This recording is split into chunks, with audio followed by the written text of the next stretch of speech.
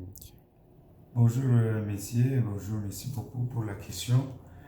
Euh, la question de savoir par rapport aux opérations que l'ONU est en train de mener à travers le monde, en général et la RDC en particulier, il faut retenir trois choses sur les opérations de l'Organisation des Nations Unies qui sont conduites par trois principes fondamentaux, à savoir le consentement des parties, impartialité et puis le non-recours à la force.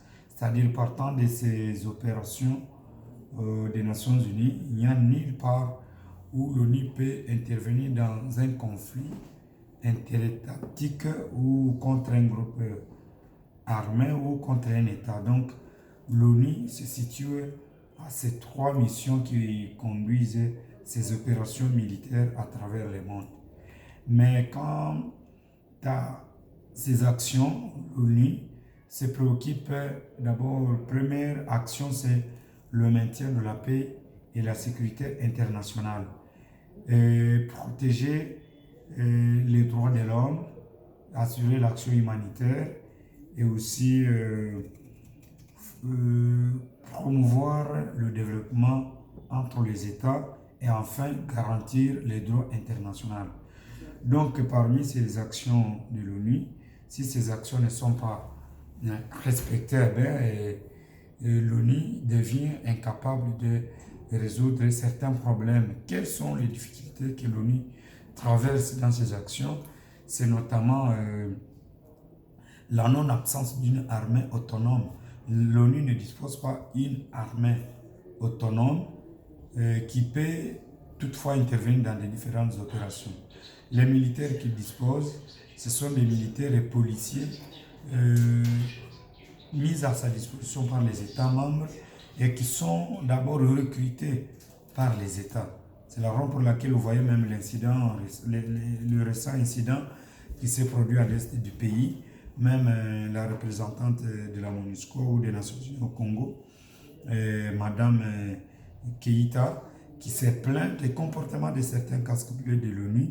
Pourquoi? Parce que ce sont des militaires parfois qui viennent des zones de conflit, des Somalie, qui viennent de Darfour, du Rwanda, du Burundi, et qui viennent dans les différentes opérations où on ne respecte pas les droits de l'homme.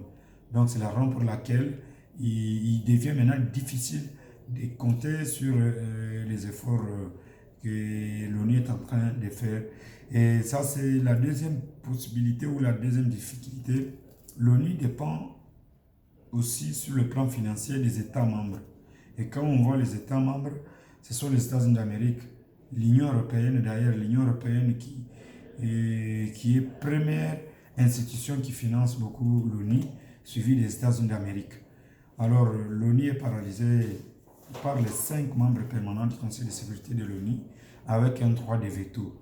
Ces droits-là, par moments, perturbent le fonctionnement de l'ONU et ça pose un sérieux problème.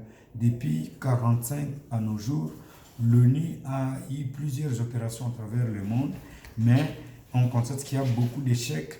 Et pourquoi? Par rapport aux intérêts géostratégiques des grandes puissances. C'est le cas dans le Kosovo, où l'OTAN était même associée. Nous avons le cas du Congo, de la RDC, le cas en Somalie, nous avons la Centrafrique, nous avons l'Irak. Vous avez même vu, George Bush est intervenu en Irak sans mandat de l'ONU. Il est intervenu seul là.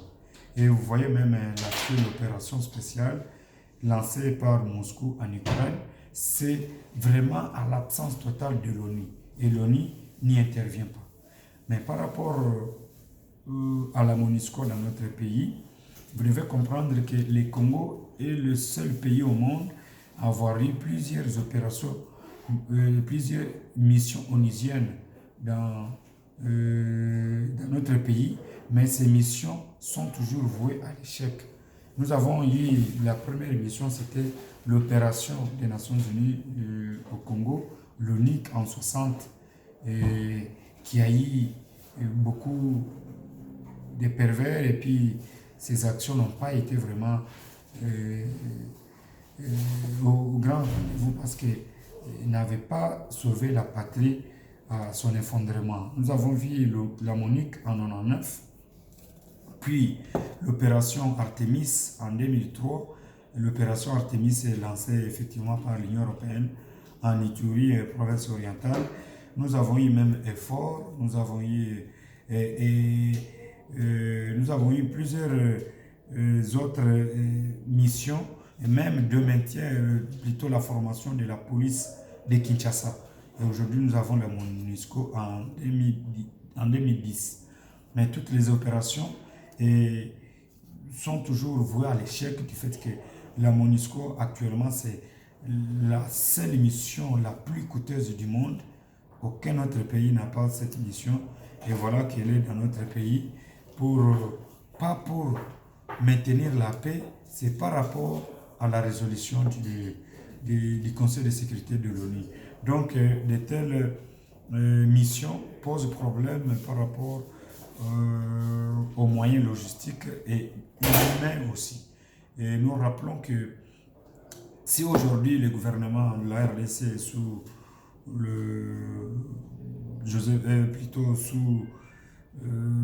Félix Antoine Tshisekedi, son excellence à qui nous appuyons pour qu'il aille jusqu'au bout, mais nous voulons un retrait civilisé, un retrait qui doit être vraiment fait en franche collaboration avec les conseils de sécurité de l'ONU, parce que nous avons des partis qui doivent se mettre ensemble pour envisager le départ ou le retrait définitif de la MONUSCO.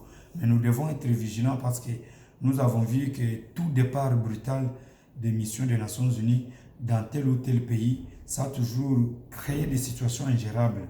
Mais nous devons compter sur nous-mêmes, en nos capacités, de nos FARDC, du gouvernement, de la présidente de la République, pour que ce retrait ne puisse pas se faire d'une manière brutale. Et bien sûr, nous rendons hommage et nos sincères condoléances au peuple congolais de l'Est, aux victimes de cette barbarie de la part des casques bleus de la MONUSCO. Et nous demandons à ce que ces casques bleus soient déclarés personnes non grata, qu'ils soient vraiment extradés dans leur pays, qu'ils puissent quitter définitivement notre territoire. Mais je demande au gouvernement de la RDC de faire ce plan comme le président l'a déjà fait et a donné des instructions pour le retrait définitif de la MONUSCO, mais qu'il ait un plan bien coordonné avec les conseils de sécurité afin de voir soit c'est le retrait total, soit c'est sa réduction totale pour que ça ne puisse pas créer des situations qui peuvent paralyser le processus électoral de 2023, parce que vous savez qu'ils sont à l'est du pays où il y a aussi les mouvements rebelles. Donc à mon niveau, à mon sens, je pense que même les éléments de la MONUSCO qui sont à l'est du pays, c'est probable qu'ils soient en contact avec certains groupes armés.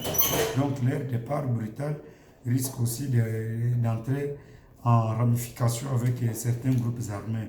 Donc, mais s'il y a un retrait pacifique, un retrait civilisé, je pense que ça va donner de l'espoir à notre population qui souffre et renforcer surtout les capacités de nos FARDC pour que notre pays puisse prendre l'élan du développement. Et je le répète que la sécurité du pays ne dépend pas de la MONUSCO, ni des Nations Unies, ni des autres États du monde. La sécurité du Congo dépend de nous-mêmes, parce que la sécurité relève de la souveraineté nationale. Et nous demandons au peuple congolais d'être unis dans pareil moment pour que le Congo soit quand même un État comme d'autres États sur la scène internationale, avec sa propre armée qui doit sécuriser la population et l'intégrité territoriale. Et je dis et je vous remercie. Merci.